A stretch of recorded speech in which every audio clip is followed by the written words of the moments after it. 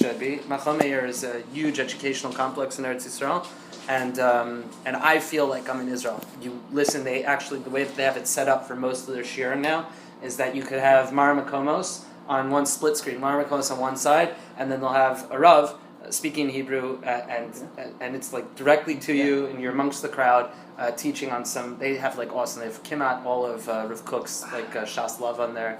They have. So I was learning Tzidkas with it, and I don't know. It was just it's humbling because you stumble around so much by yourself, like trying to like maybe I'll get something out of it, and like you realize like I either completely misunderstood or there was no C book, and then you learn it with the Rebbe, and it's like, well, it's totally eye opening. So it's actually using it a lot. This not that I'll be using Tzidkas Tzadik now, but I needed a holder for Maramakalos. All right, so the idea that I wanted to talk about for briefly, and obviously I'd love to hear other people bounce back, is the concept of I guess what we're doing now. Right, we jokingly call it like the brothership or whatever, but there's very much a very well borne out idea of the fact that tshuva. That tshuva is sometimes considered like the quintessentially individualistic thing, right? The famous story of Elazar ben Derdaya that everybody likes to quote when it comes this time of year.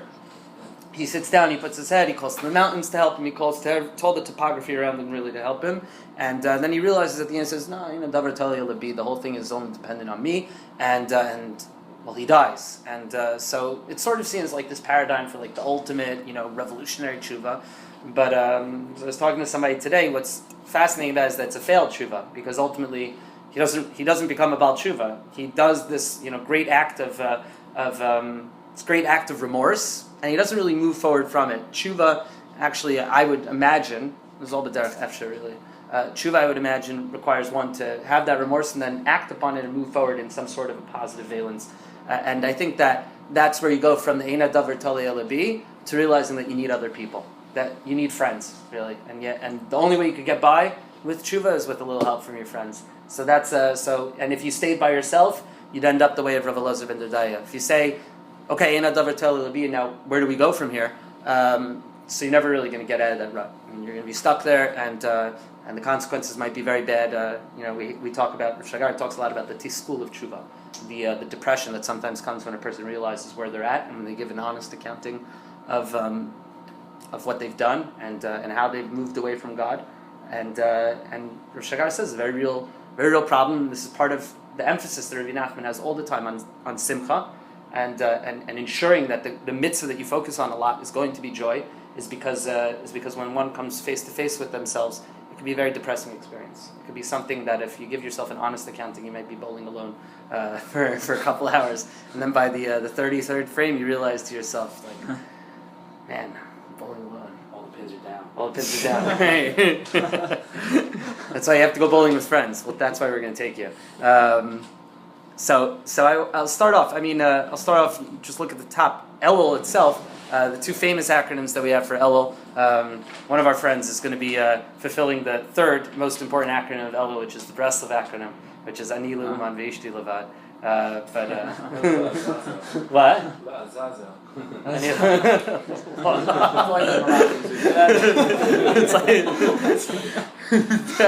I can't even imagine that there's like a more harif nusach for that.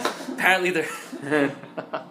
So Elul is all about friendship. Elul is all about connecting to other people. It's all about dibuk chaverim, and the need for other people in this process. Ani ledodi v'dodi li, and the beloved can be friends, and also yish l'reyehu matanos avyonim, having reim, and sitting with friends and talking to friends, and using friends in the tshuva process is a very, very, I think, crucial part that's borne out by what we might perceive as like these pithy. What many might perceive as like, there's no. I think Elul really contains meaning that's embodied in those acronyms. So the first thing, so where do you go to think about friendship? So you take a look at Pirkei Avos. Pirkei Avos, you talk about Yoshua ben Prachi and Nita Arbeli, right? We talk about the zugos. There are always two pairs. There was an Abbeist and there was a Abbeist and there was a Nasi that would speak, and they would give advice. They would do it in doubles. And so Yeshua Prachya says that we have here's you want his advice. He says, Seil charav, make for yourself a rabbi, kneil chachaver, and acquire for yourself a friend. Rabbi Damas Kol Adam L'Kavskos, and you should make sure at the end of it. It's interesting. Many Mefarshim actually go and say that the result of having a friend and a good rabbi is that the first teaching that you get from them is to judge other people L'Kavskos. Right? If you're really close to somebody, I forgot who says this, but if you're really close to somebody and you understand what things are, you learn to empathize. You learn how things seem from a different person's perspective. So one of the first messages can be like once you start to know a little bit about another person's life.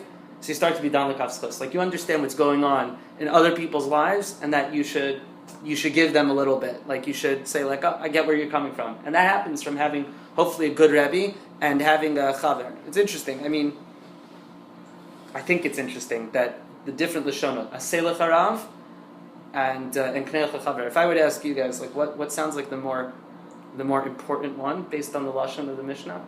Any suggestion? It's not that there's a right answer, by the way.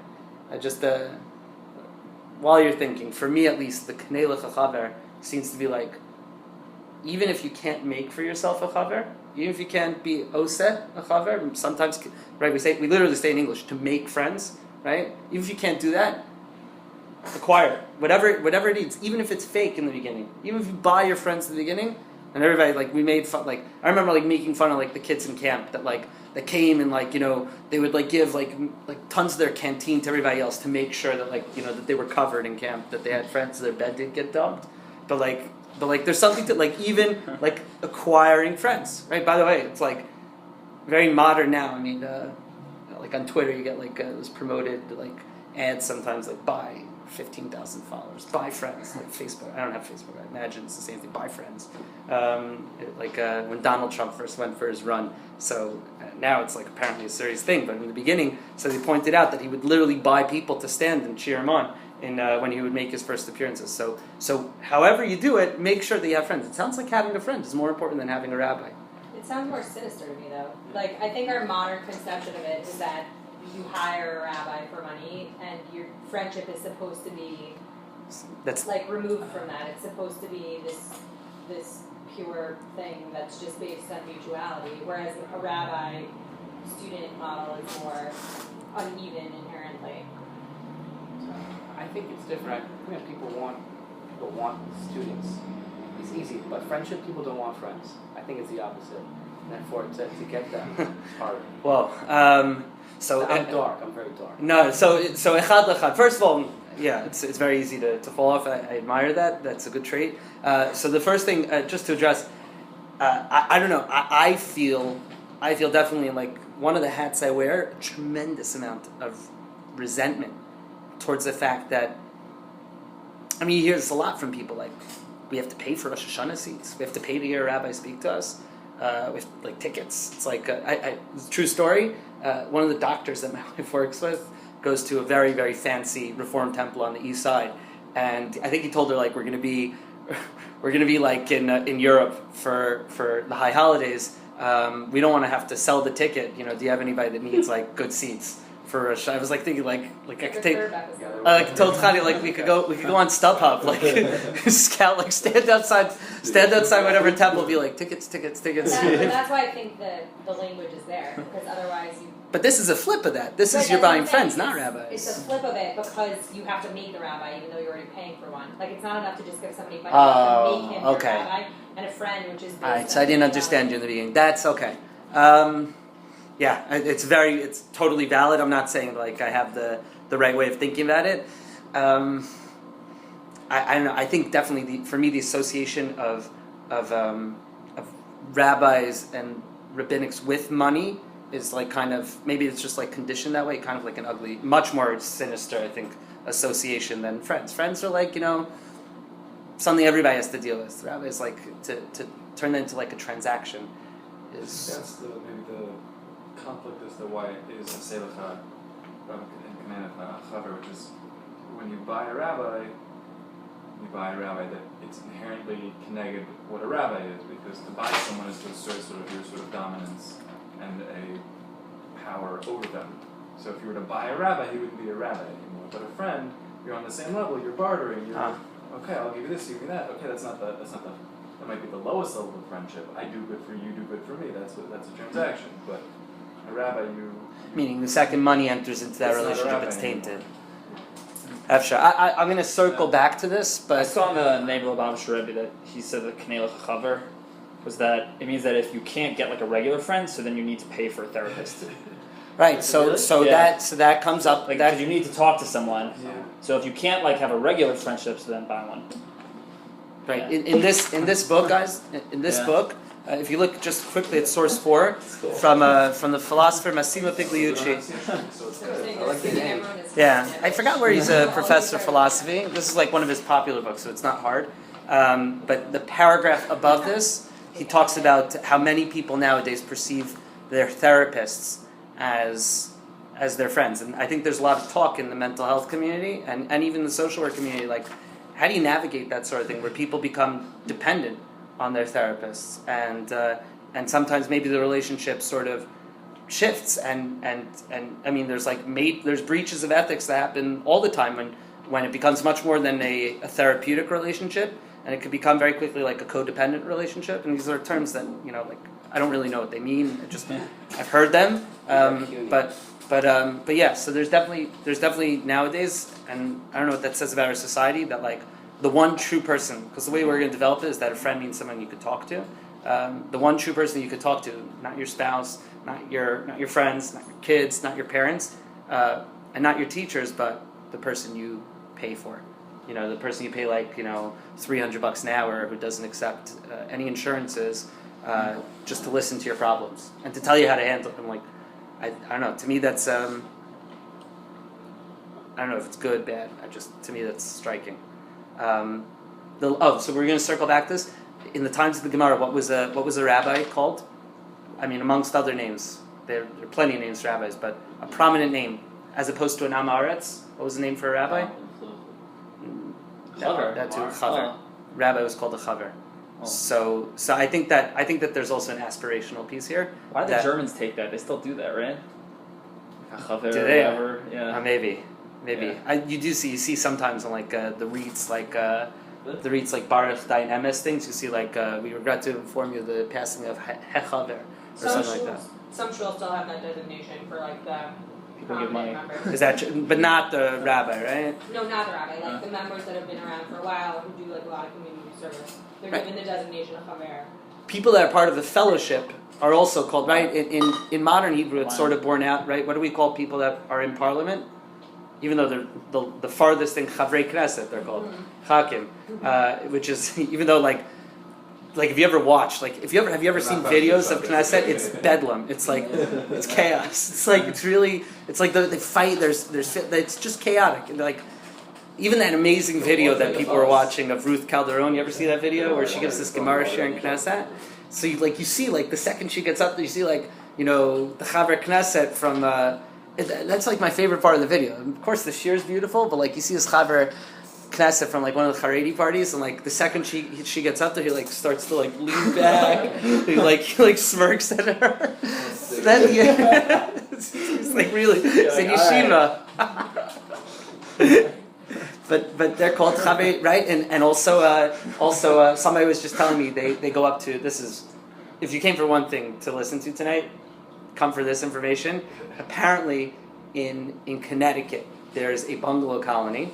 Check this out. This is a true thing that was founded. That's it.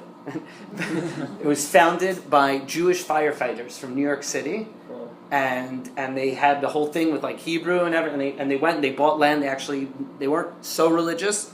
Michelle Friedman wrote about it this summer in the Jewish Week also. But we have people in Shul that were there. It's Lake something, but like it's like on the Shul. It's like.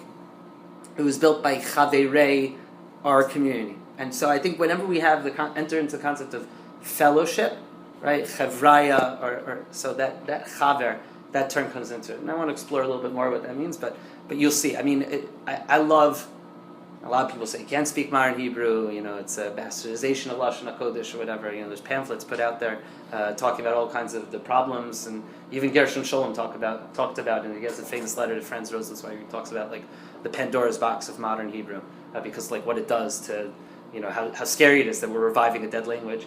But I think that when you look at modern Hebrew, you see like how these words, you know, whether it's the Aramaic roots or the Torah roots, how they've come to signify a whole lot. So chaver, doesn't, even in Israeli society, you could be chaver of something and not even friends with the people in it.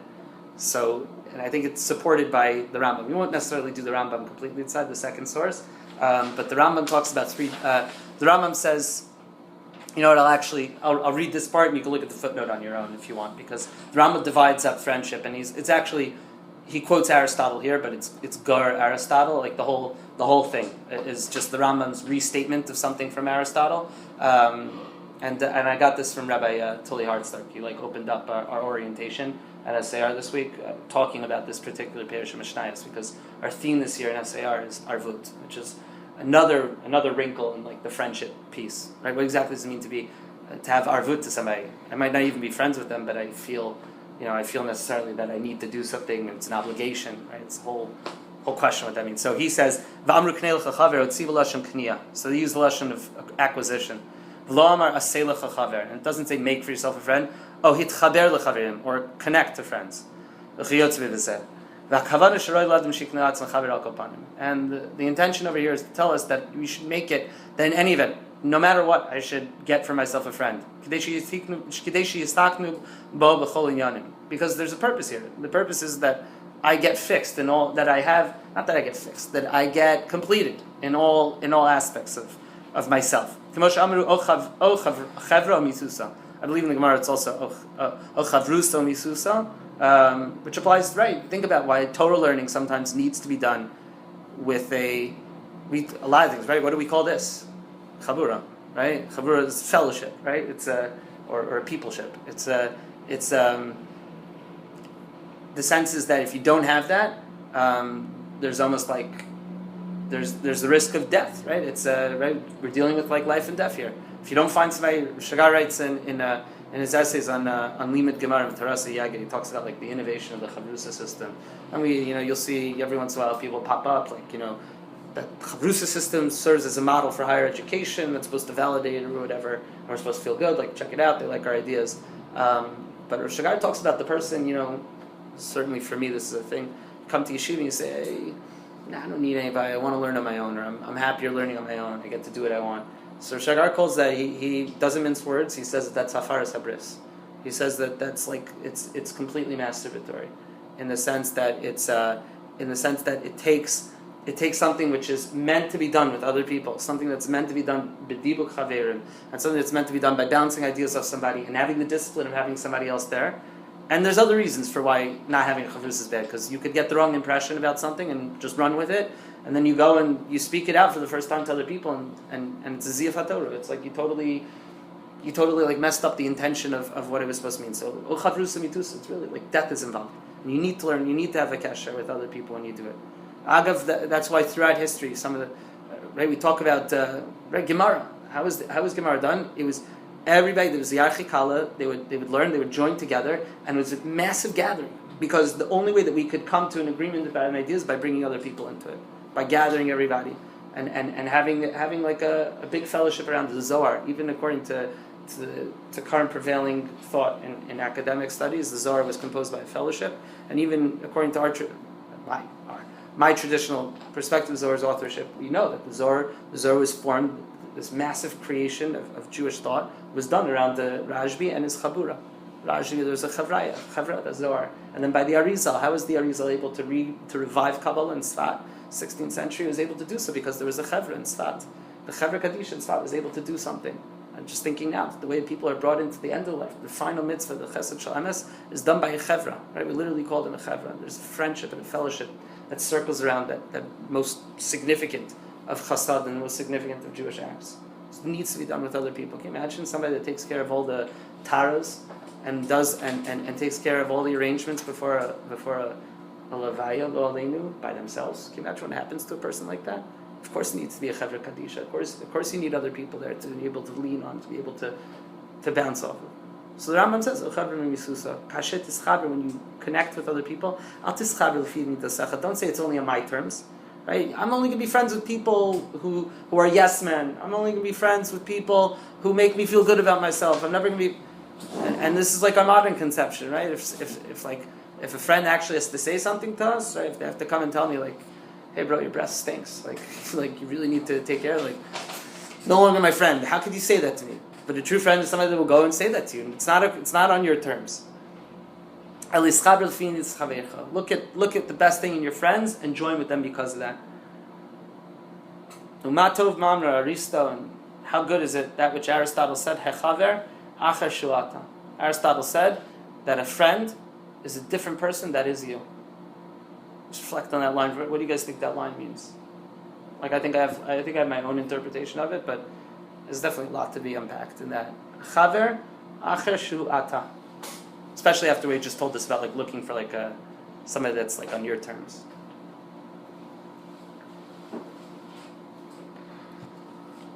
We live in a relational world. We sometimes only experience ourselves or understand ourselves vis-a-vis how we interact with other people. So when it says El Yitchaber Lefi Mitot Chavrecha, meaning it's about connecting to someone else because that's how we learn. We don't just learn from books, we learn from people. We learn through experiences and through social interaction.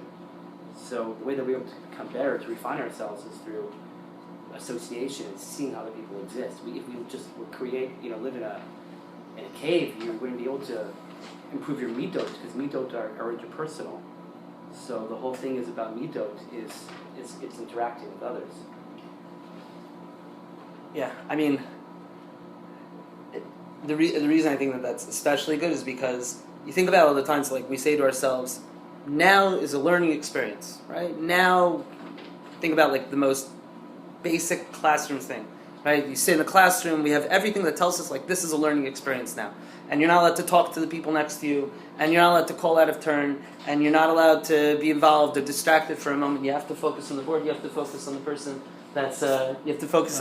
that's teaching you then. Sometimes that's an impediment to learning. Sometimes it's something that basically says to you, when everything says to you, oh, now you're supposed to be learning, now you're supposed to, hey brother, great. Now you're supposed to be learning, now you're supposed to be, now you're engaged in the classroom. So sometimes for many people it's an impediment, and the time you learn the most is when you're hanging out with friends and you're out, you're doing 10,000 other things, and it's and you might be sitting around, you might be having a beer, and like that's where the deepest lessons come from, because you're reflecting off of somebody else, and you could, and everything is emotion, right? You say something wrong and a person calls you out on it, and you say the right thing and people laugh, and that itself, so life is a classroom. Maybe friends are your classroom. So that's the mirroring experience, and mirror is important because that Aristotle continues. We'll see later, I'm not going to do all the sources, but we'll see later, Aristotle says the biggest importance of a friend is somebody that allows you to mirror yourself, right? It's that famous song, you'll never know just how you look in other people's eyes. I'm not going to say the name of the band, but a famous song from our youth, whatever. So, like, I remember hearing that song, like, thinking to myself, like, whoa. What's the name of the band? Amish? No. It's probably around the same time. Butthole Surfers, okay? Never heard of that. So that, totally puzzled that. Right? Pepper, it's a famous rock song. You never heard it? No. Seriously? For you. Cover of the CD had like a cartoon guy, like a pencil. I'm going to continue. We grew up in the same generation as them. Of course. Jeremy Litton was the first person he brought. We were in like 4th grade, and Jeremy had like all the parental advisory CDs. It was like that was like where we went. Like I thought I was cool because like from BG Columbia Music, like I ordered Santana, and that was like the first thing that wasn't like Chumbawamba. Like that my parents let me get. So I heard that line, and like it bugged me out because like. What was the line again? Just repeat it. Sorry. You'll never know. Yeah. You never know. Yeah. The rest of the song is ridiculous, but that's like one line. And by the way, I put lyrics on the back also. Another thing, the truism in life. I was gonna tell Isaac this, and we were talking about something else. A truism in life is that whenever you try and talk about lyrics and you say the lyrics, so I'm not even gonna try. It sounds ridiculous, right? It could be like the most profound lyrics. There's a lady who's sure that all the glitters, and like it just sounds. It sounds the most moronic thing. It's That's like on your particular though. And I I could read. I put fish lyrics that I thought like really struck me the lyrics aren't supposed to mean anything. To me, they mean something that I thought were really apropos to this. If I read it out now, it would sound. So I'm not going to do it. It would sound so stupid. No matter what, I don't think no matter what the teacher just sounds so dumb. So I'm not even going to do it. You can read it on your own. But yeah. So that one line, you'll never know how you look in other people's eyes. That one line, when I heard it, it bugged me out because like you know that effect when like you see yourself on video or you hear yourself talking And like, that's how I really sound. It's painful. It's the worst. In YU, they did it to us. They made us give a drasha during SRs. They made us give a drasha, and they videotaped the drasha, and they played it back for us. I want to crawl into a hole. I'm like, this is how I sound. Like, I'm that look, I can't be that nasal, right? It's impossible. Like, I know, like, what? It's impossible. I'm like, that's how I look. Like, I'm all hunched over, like, and it's terrifying. It's terrifying. But that's when you do it to yourself. You realize my friends see me like this all the time. That's literally how I appear all the time. So maybe that's like the. It's okay. I'm gonna go cry afterwards. Maybe that's the import of, I think, what the Rambam is quoting Aristotle is saying is that a true friend is one who allows you to mirror yourself, because that's what you're doing when you talk. You're mirroring yourself off the other person, but there's no judgment in it. You're not gonna stop being your friend because I sound weird or because I look like this or because I'm shocked by the way that I look in other people's eyes. And I think the second thing about this is that it's very scary. It's like if you're like as sick as I am, you walk away from every conversation with people, or like if you ever walk away from a group, you think like, oh my gosh, they're savaging me now. Like they're probably talking about like what a miserable person I am, and like everything I said was wrong. And that's like literally how I function. It's like really, it's really bad. It's really bad. It's but that's a scary thought. A chaver, somebody that allows you to talk and to reflect, and you're okay with that, and you can walk away okay from that. And so that's I think the definition of chibur, that I'm always connected to that person. That's dibuk, I think, and that even if we separate, it's okay. It's okay, and it's not like I need to walk away feeling about how I was judged, because I was able to mirror myself perfectly. I think Freud talks about the mirroring stage in children when they mirror themselves off their parents, and I think it's like a stage before full attachment. Maybe I'm mixing up the order of it, but there's like a profound stage in development, according to Freud, where the child mirrors the experiences of the parent.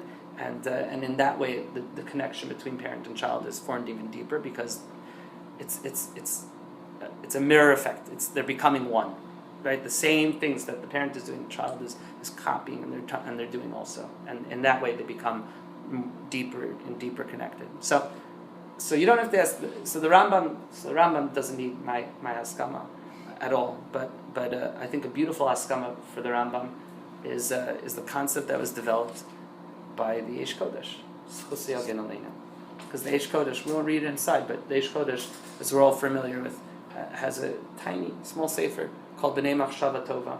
And B'nai Machshava Tova wasn't the name of the sefer per se. It actually comes from the Shar. It is the name of the sefer. What I mean is that it's part of the sefer. B'nai Machshava Tova is the name of a Chabura that the Eish Kodesh conceived of. And where the function of the Chabura, actually, what I printed out for you here, you can read the Lashon, is beautiful. It's all about friends and ahava. And I was familiar of one of these that happened when I was in YU, that I was scared to join, because they actually would do it. And he talks. It's like amazing. It's like the first rule of B'nai Machshava Tova is we don't talk about B'nai Machshava Tova. It's like it's meant to be kept underground. It's meant to be kept like hush. And the point is that you have a group, and every single person there is committed to one goal, and that goal, as the Rambam writes in his highest level of friends, chaver l'davar ma'ala, is hatov. Right? They want the best out of themselves, and there's a tila is a service of God, and perfecting the service of God.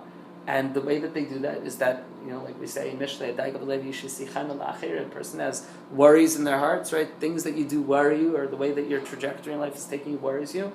So yisichen al-achirim, go enter into dialogue with other people, toss it off, cast it off onto other people. And he says, you've sinned. When you come to the Chabura, when you come to B'nai Machshava Tova, you will openly speak about that to people, and you will reveal that which is most inner and personal to you, to a select group of people, to a circle, a fellowship, where it's okay, and it's the first safe space. Right, it's all the rage now on campuses. The first, you could literally say anything about yourself to your friends, and you know that they'll accept you, but not just accept you and leave you at that they'll help make you better.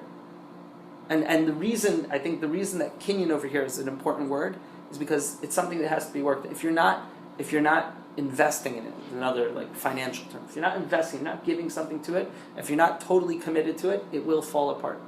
It will fall apart. My mom had a friend. really one of my best friend's mothers, who passed away last year. And one of the things that everybody said about, it was almost like a joke when she was alive. It was a person I grew up with. It was almost like a joke when she was alive, but she would buy presents for all of her friends. It was just like a known thing. And this is a person who every single person thought was her best friend. Like she had like 10,000 best friends. Everybody felt close to her. But one of the things and ways that she did it was that she solidified friendships by investing in it. She would like buy something. Here's a token of my appreciation. My mom is like cherished now, especially because the person is sadly gone. But this was just the way she conducted herself. Like friendships were important. And even though it seems like it's sometimes very silly, you know, why buy something or why spend money on a stone or something like that? To show that I'm signifying with a kinyan, an actual kinyan, the kinyan of the relationship I want to have, the kinyan of the friendship I want to have. I think that speaks volumes about what a person's willing to do for the friendship. And okay, so in our world we signify things through the transaction of money sometimes, but the kinyan here becomes something very important. I'll just say parenthetically, I teach kiddushin in school, and the first question that comes up when you teach kiddushin in a modern context is, what's the first question? I think you said you're buying a person. What the heck is the word kinyan doing over? We're talking about marriage, right? Kinyan. Ha'isha niknes v'shloshu drachim. A woman is acquired in 3 years. Kesef shtarbiya. Kesef is the first thing that's talked. I thought we were talking about love here, right? What happened? And the woman becomes chattel. It's what's going on? What? It's beautiful, you tell them, right? It's, so I'll tell him. Yeah. I'll tell them no. Usually the answer is you're too stupid to understand. You're that's the first line. The first line of defense is learn the whole Torah, then come back to me. That's the first line of defense. And if they still persist, then I actually have to do work. I'm like, whoa, okay, you really want an answer? It's like I remember like when I was like involved a tiny bit in like Kirov work, which is itself a messed up term, like whenever like one of the rabbis would be challenged, he'd be like his first fallback, and I kid you not, and it was like almost like people themselves started to realize that the first fallback was like, there's so much you have to know, and you ask that question, like, no, I think that the very fact that the question is being asked is like, that's a prereq, like I need to know how that works, like that's a different, I guess I have a different philosophy about these things, but I just saw from Rav Yaakov Nagin from Otniel in last week's parsha. He talks about lashon of kinyan. This comes out ki kach yeshisha. So what's this lashon doing there? So if you take a look at other places in the Torah, the word kana, and I think that this would serve as another raya. It wasn't quoted in the Dvar Torah. The word kinyan sometimes, besides, definitely means transaction because kesef. Besides meaning that, also means, right? If you take a look at the first place that kana is mentioned in the Torah, is by the birth of Cain, I believe. I remember the pasuk. Kana ishes Elokim, Chava says. I think Kana ishes Elokim. The word kinyan is used. So obviously, pure acquisition doesn't apply. The sense is that there's that an obligation, a mutuality has been, a certain thing an edifice has been created that I have a child now, and that humanity is going to continue. And we see it in other places also that kinyan indicates to us that there's a mutual responsibility, that there's a mutual investment that needs to happen. Many people have a friend sometimes that becomes a leech, right? It happens times in life. I have friends that you grow up with them and you watch that it becomes utterly dependent, right? That they don't feel, I fail in this a lot. Like you'll get a call, right? You have one friend that's very intent on keeping up friendships and you'll get the calls through and you'll be like, I can't talk on the phone right now, even if you have time, I can't deal with a phone call. Who wants to be on the phone? And then you realize yourself, that person's investing, they're doing something, and eventually you're not going to have a friend. Friendship, even if you're as compatible as possible, it needs hashka, it needs investment. So you also can't, if you think about the relationships socially that we invest the most in and you trust the most in, there's always some sort of tangible consideration there, which is why marriage has a contract and partnership has a contract. Just because you can't be like 100% vulnerable unless you feel that the other person has invested something that you can wrap your mind around tangibly. 100%. Not just that. The Rambam, if you're literally saying the words of the Rambam says there's chaver hato'eles, right? There's a friend. The three categories. Chaver hato'eles, which sort of means like a friendship for a purpose. Right, that something is needed. His example is like a king and a soldier. Right, they enter into fellowship because of that. The second level is chaver hanachas, which is that you derive like a certain amount. There's a mutual pleasure that's derived from it. I think that might be what you might be alluding to. is that you both have what to gain from this. Like I gain something from being friends with you. Like and that might be I need you to do this for me, or like maybe somebody, like you need something and you feel I can rely on my friends. I can rely on my friends because, not that they owe me something, but because they know that they're going to get, it's like an amazing thing. They know, it's unspoken, that if they were to ask me, if they were in the same position, I would do it for them also. And think about your best friends, and like the way you describe it, best friends are those that are there for you, even in like, even when like you've debased yourself, or even when you've done stuff that really is deserving of no help and no rachamim, and you should be left to fend for yourself. And anybody in the right minds, logic would say, let this person rot, right? And your friends are there for you, and they know that because you're doing that, and because they're doing that, it's not that they're doing it because they need reward. There's no don't have to be paid for it. It's because they know, and it's pure in this way. They know that you would do the same for them. That's like I remember visiting like a friend who was away somewhere. It was getting better, and we drove hours and hours and hours to be there. And we could have been doing, we went like 3 guys, we could have been doing a million other things at the same time. We went because this is a person who's like, you might not even resemble our friend anymore, but like you do that. It's I'll give you an example. I have lost touch with every single person I was in the army with. They're supposed to be your army buddies, they're supposed to be your friends for life if you stay in Israel. And they're supposed to be like the tightest friends because you're in the worst things with them. You're in war, you're risking your life, and you know that they would cover your back, and you know that they would. And I've lost touch with every single person.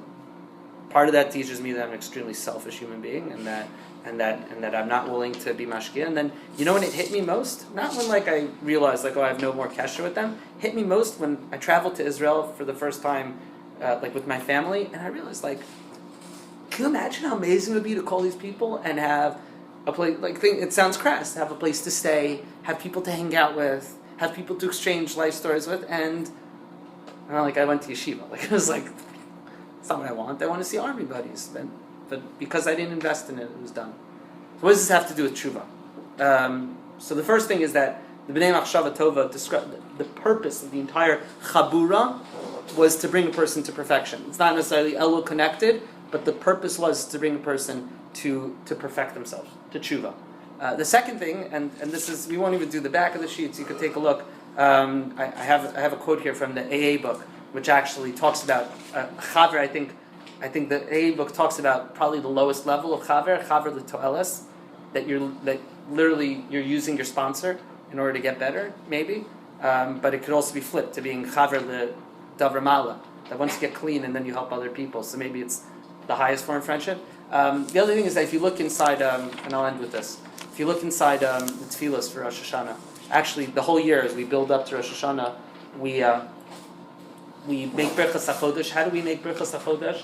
It's Kol Yisrael Chaverim, at least in the Nusach HaDavinu, right? And it's this emphasis on all Jews being friends, and Kiddush HaChodesh. Then when you're in Kiddush HaChodesh, and the build-up obviously is well borne out in this farm. All of each month, every Rosh Chodesh is a miktsas of Rosh Hashanah.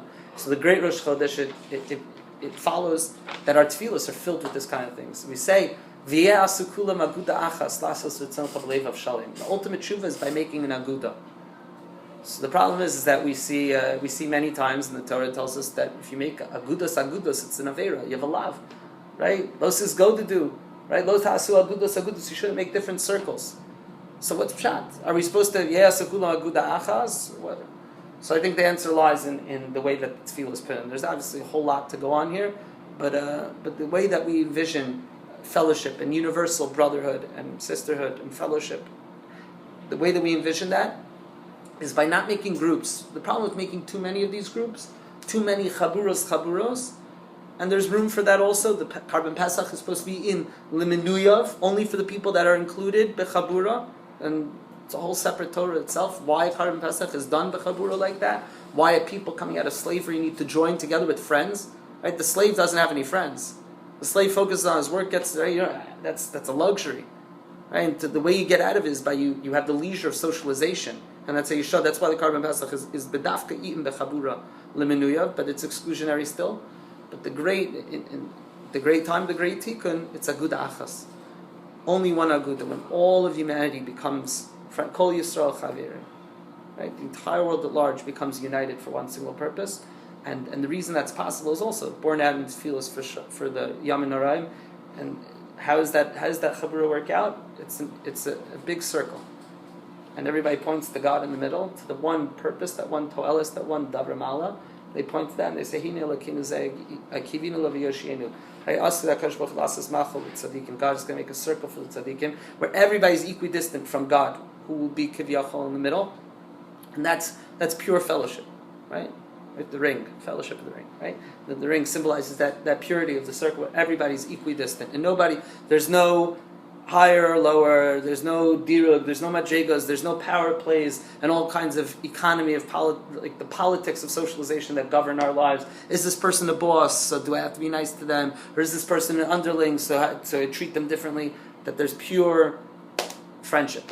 And that friendship is one where everybody's invested in the same way because they're pointing to the same thing, they're all trying to get to the same thing. So I think just to connect, the story of Elazar B'Dadai is a very important story, and everybody will quote it, for Teshuva. But we kind of miss out on the point that he doesn't make it. Can you just repeat the story? The story of Elazar B'Dadai. You're right. I'm sorry. The story of Elazar B'Dadai is the following. Elazar B'Dadai. I'm giving another shir in Rosh Hashanah and Shul where there's actually two stories, two pretty well-known stories in Shas. So that's it. But there's two well-known stories in Shas of people who go and seek out prostitutes. So one story is Rav Elazar B'Dadai, famous. It's famous because almost everybody uses it because it's so radical, actually. And so it's actually crazy that it's even it becomes part and parcel of almost every Shabbos Agadol, Shabbos Shuvah Drasha, or Rosh Hashanah. Rav Elazar B'Dadai he was a sex addict, right? This guy went after every single. It says there was not a zona in the world, there was not a whore in the world that he didn't leave, right? He made sure that he got in everywhere, and this was his. He obviously had funds in order to.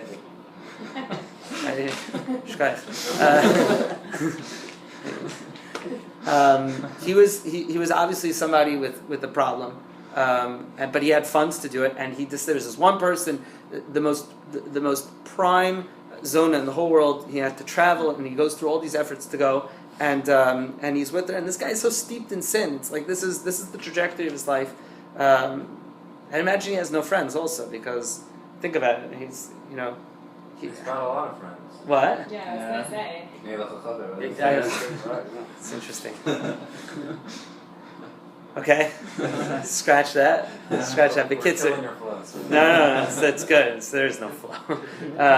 The kids, he finds this zona, and she's there, and it's like everything, all the accoutrements, and it's it's made to look as beautiful as possible. And he goes, and the Gemara says this, and again, this will be this story will go out, and there's a release. She breaks wind, and he realizes, and she says to him, which is the crazy thing that it's it's supposed to be. It's like an inversion of power. He's the one that has the money. He's the one that's able to do whatever he wants. And it's the zona. I hate that word in modern Hebrew. It's like a bad curse. That's so. It's this whore is the one that gives him muster. She says, "Shame that just as this wind passes, so too Elazar B'Dadai will not do tshuva." And all of a sudden he's shocked. The record stops, and he separates from her. And he goes down and he starts to cry and he calls all of nature. He says trees, I think. He says seas, mountains, clouds. Who's going to help me do tshuva? And he knows that there's no answer. His words echo silently against all of nature. And he says, the matter is only dependent on me. And he puts his head in between his knees, which is also connected to that lashon of putting one's head in between their knees. Is actually appears no more. I forget. You tried. My God. But the reason I say that it's reminiscent of other places is that in ecstatic Kabbalah, in Kippei Rav Avulafia, it talks about how a person wants to see visions. The way that it's done is by kippur. Is that that you put your head in between. Think about Tachnan also. Jonathan Garb talks about this in his book Shamanic Trance in Modern Kabbalah. He talks about that bodily motions in ecstatic Kabbalah sort of reflect states of mind you're supposed to put in. So the Gemara says he puts his head in between his knees, which is actually used later on in ecstatic Kabbalah for a person that wants to induce a sort of ecstatic state, a mystical state. That's how they do it. It's actually... So the blood is rushing to your head. Yeah, it's a physical... What is it, like Keter and Yisod or something? So that's the it's graphic if we were to explain it out, but it's actually exactly what's going on from in a right, the body obviously is representative of sfirot, and the sfirot sometimes we'll see shir koma that they represent a standing human body. The taking of keter, the taking of rosh, and putting it bein haraglayim, putting it to yesod, taking keter and putting it to yesod is and even drawing down to malchus to the bottom. So that in effect is what induces a state where I'm able to be morid chef and enter into a state where I can commune with God in that state. So, but back to Rabbi Elazar ben Derdaya, right? By the way, that's when the Gemara talks about mystical states. One of the classic matbeya that Chazal have for it is el yonim lamata v'tachtonim lamala, right? And it's seen. Talk about something else in Freudian thought that corresponds to this as well, but Dailam even. The Rabbi Elazar ben Derdaya puts his head between his legs, starts crying. He starts crying, and he dies. He's bocha ad sheyatsa nafsho. He literally dies on the spot. And I think it's Rabbi Meir in the Gemara. I don't remember the Gemara completely. And notice how I called him Rabbi Eliezer ben Derdaya. All of a sudden, he gets smicha, I guess, by doing that. And Bacha Rebbe, not Rabbi Meir. Bacha Rebbe cries and he says Yesh kol na'olam b'shas achas. He cries, and it's also the crying of Rebbe versus the crying of Rabbi Elazar ben Derdaya. Why are they crying? Who's crying? He says, "Look at this. He doesn't deserve to, and he's entering into Gan Eden, and he's called Rebbe for all of history." But people don't focus on the fact that was one moment of his life. And what I'm also pointing out over here by bringing us full circle, pun intended, bringing us full circle is the sense we were talking about circles before. I think what goes on. So that's beautiful that he had his own recognizance and he realized, oh my gosh, I've been so bad and I have to do tshuva. But he dies. He doesn't get a chance to be about tshuva. Right? It's one thing to have everybody feels after they've done something really bad. There's always that moment of like, oh God, what have I done? Like I feel really bad about what I've done. There's always that moment, but then you go back and like you forget about how bad you felt then, and you're able to continue. The real test of Rabbi Elazar ben Derdaya would have been if he lived and continued. The one other story. So that's it really. That's why he says when he puts his head down, "Eina davar tali alabi." It's a very self-focused act. I would based on what I'm saying now, the way this addict, this alcoholic, the way he would have been able to continue is if he had a sponsor, if he had friends, if he had people to bring him up and to bring him through the process of tshuva and turn to. That's my vort. That's my vort. That's the other story, by the way, which is also amazing, is the Bachar with tzitzis, which I think is even more wild than the Elazar ben Derdaya story. Talks about a Talmud. I forgot which Rav it was. Talmud. And he went and he decided that he was going to go ahead and sin and for the relief of unbearable urges. And he goes and he finds a very, very high-priced escort, and she sets herself up on 7 mattresses, and the 7 mattresses have 7. And he gets the top mattress and he climbs up into her chambers, and he's getting ready to perform the act, and he gets down to his tzitzis, and his tzitzis smack him in the face, and he looks at his tzitzis and he separates. And she looks at him. She's like, "I am the world's greatest prostitute." What word? That's the word. Whore is like a bad word. That's a prostitute. That's right. Yeah. Concubine. I am the world's like this is the first time I've ever seen anything like this. What do you like? What's wrong with you?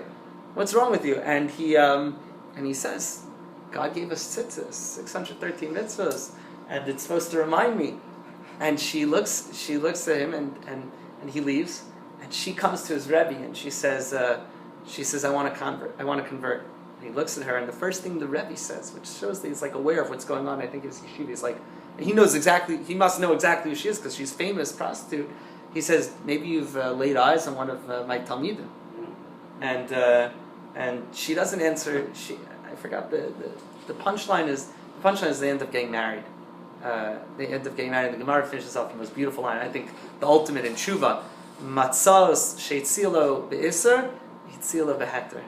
That the beds that she set for him, the beautiful setup that she had for him, that they were going to violate the Isser, she's now set up and it's going to be done beheter. That's pure. That's I think the tikkun of Rabbi Elazar Zerdaya. Is this student, is this Ben Torah, who goes and he doesn't run away. He runs back to yeshiva after it. Right, he's come from yeshiva. He went to Vegas or went to Atlantic City, and now he comes back and he's like, I go back to yeshiva.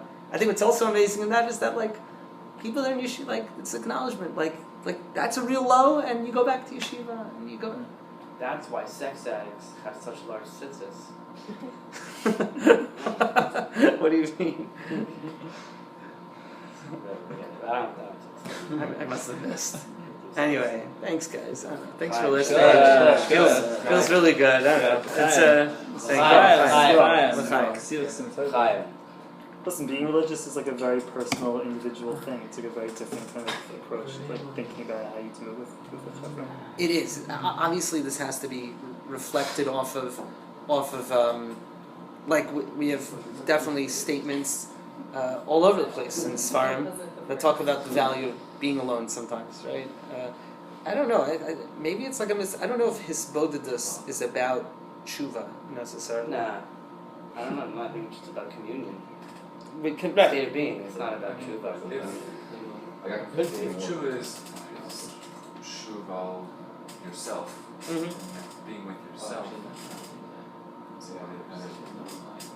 Maybe it's recognizing that first level. Reb Nachman, he wanted his voters, but he also needed the kibbutz. Right, he would go back and forth. Yeah, He would have times he when he needed to required learn both of his students. And that's I think maybe in Rabbi Nachman's most mituskal state, if I could say something like that, is when he talks about being mispoded b'toch hanashim, being in a room of people and feeling. But I think being introspective is not about trying to be a better person; it's about trying to be a better friend. Because I don't think most people see it like that. That's a chiddush to well, me. because when you were talking about like Aristotle's quote, I was thinking, and I talk about this with one of my best friends all the time, that the biggest way that we're perceived by other people is the way that we look when we speak and the way we sound when we speak and our mannerisms, and there's no possible way for us to know that. So like there's a very, very strong limitation. That your friend calls you and says that. Right, but I'm saying like it's not just that your friend is you, it's that your friend like has a part of you that you don't even have of yourself. Like because they see this huge thing. Yeah, they have an awareness of you that like even your biggest flaws so inherent or so obvious to you, so obvious to everyone, but you probably can't see it in yourself. You don't see your own. You can't. So being introspective is not about being a better person because it's like there's no possible way you can really wrap that you can't see your own thing. It's about like trying to ultimately be the kind of person who could see it better in your friend. Wow. Meaning it's futile. If you think that that's all about yourself, it's totally useless. That's excellent. I never thought about it like that at all. I mean, I always assumed like it's supposed like you try and get more and more sense of self, but you're right. It's my Gemara teacher in Mindalo was like would always once a week we would have people to do, but like it was the beginning of Shir, and then we would have to come into the group and then talk about whatever. Like it was never about like us. It was always like he would start off telling us like what we were supposed to be thinking about and like have a moment of like real reflection, and then you would come back and be like, what did you just think about yourself? Wow. If you want to arrive, not awesome. Yeah. So, in the latest last night, the last princess, that he went on, he saw a road off to the side. I think it's in Rabbi Josh Rosenfeld as well. That he saw a road off to the side, and it maybe would lead to an inhabited area. Then you go off on your own, and ultimately to bring it back. Okay. There's the two things in this. This is also Sichos Chaverim, though. That like also goes hand in hand with that. That's like a big deal. With what? Hisbodedus and then Sichos Chaverim is also like a big thing. Yeah. You have to have both. If you do it yourself, you also have to come and be. So a person has to, I think, oscillate between those, and maybe those are those two levels of tshuva that I sort of theorized. That there's the recognition that I think the person that's alone, the person that finds himself like totally alone. It's like I forgot what show, my favorite TV show, The Wire. right? So they have one of the protagonists. So you can't even say he's a protagonist because he's such a messed up character. McNulty, Jamie McNulty. So there's like a certain point, I forgot, it's third season, fourth season, where he hits such rock bottom that like anybody who wants to help him is just completely thrown away, and it's like that's the only thing that will get him to start doing tshuva, and he does for a part of the show. He does tshuva, and he has a new family, and he's like trying to be good, and he's less drinking. But those are the two levels. I mean, the result of sinning so bad is that you're going to end up with no friends, right? Like that person that's constantly looking for their own self gratification, and their friends start to realize we're just enablers. We're just here like to let this person. They're only looking out for themselves. So maybe the hisbodus is that level.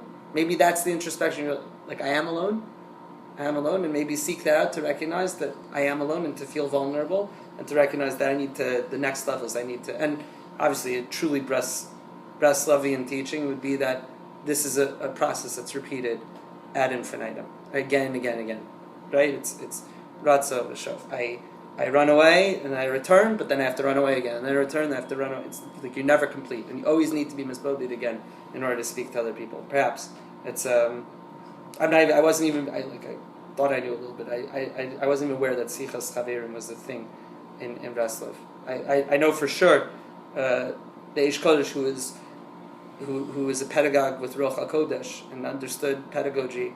I think that from a teaching perspective, he recognized that this is like an incredibly useful to remove the teacher from it. That there's no teacher in the Bnei Machshav Torah Chabura. There's no teacher. Nobody's in charge. Everybody obtains what? Advisory. Afshar. How do you have a tshuva, communal tshuva, if the entire community despises each other? What are you talking about? It's a depressing thought. I think everyone in a circle, we're all in one circle. So you start with smaller circles where you can vulnerable yourself with people and connect in that fashion. And then once they're Red River Wire is a new show. It's a mini series, 6 episodes. It's really. What's it called? Show Me a Hero. Did you watch Tremaine? And that is the That's ongoing New Orleans. process. Yeah, if you like the Simon Tremaine, and then Show Me a Hero, you Everyone can't realizes that we're that not was Tremaine. it doesn't You mean know? you don't have to hold those feelings. You gotta watch You Tremaine. It's like The Wire. If you like David Simon, inner challenge. you'll appreciate it. You love music. Obviously easier said than done. Brilliant. I feel like I can't watch anything after The Wire. But There's Show Me a no- Hero right now about housing in Yonkers. It's very It's selfish, selfless. It's good, right? It's like Yeah, selfish. It's like near under a shell. You're It is purifying Yeah. removing There's a casino in your There is actually, yes, and I heard that lower today they self got sort of electronic personal desire blackjack. sleeping. Someone Sex really work would be it's like a Yeah, well, From your trips. Do you play electronic blackjack? Can't I mean, I play blackjack. Yeah, I have a friend who goes to Yonkers all the time to the raceway.